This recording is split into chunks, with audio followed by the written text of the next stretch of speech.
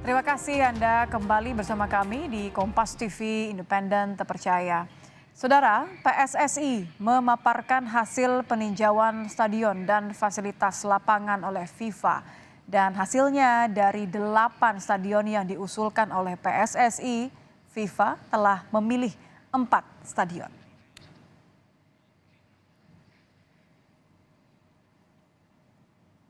Ketua Umum PSSI, Erick Thohir, menyebut nantinya FIFA akan kembali ke Indonesia untuk memberikan kepastian mengenai stadion-stadion mana saja yang akan direkomendasikan untuk menjadi atau digunakan sebagai venue Piala Dunia U17.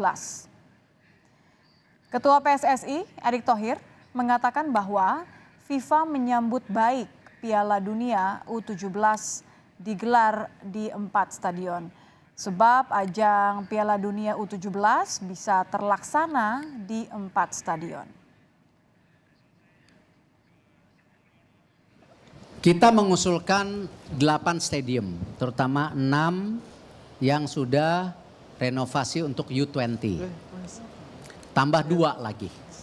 Nah, dari hasil kesepakatan budget, tadi budget meeting masih berlangsung waktu saya ke sini. Nah, kita lihat ya sepertinya memang dikerucutkan menjadi 4 stadium. Makanya tadi ada beberapa kota yang akan menjadi 2 regu di sini atau 2 grup. Nah, memang ya kembali konteksnya kembali ini tinggal 100 hari. Jadi kita tidak mungkin resiko mengambil ya kan hal-hal yang nanti justru menjadi bumerang ketika pada hari hanya kita nggak siap. Nah, ini yang kita fokus dulu. Tetapi FIFA confidence dengan 4 stadium ini bisa. Ya, jadi tentu dia punya perhitungan sendiri, ya kita juga punya usulan sendiri, tetapi ini menjadi sebuah kesepakatan yang memang nanti kita bawa ke pemerintah harus dengan waktu-waktu yang sudah disepakati gitu.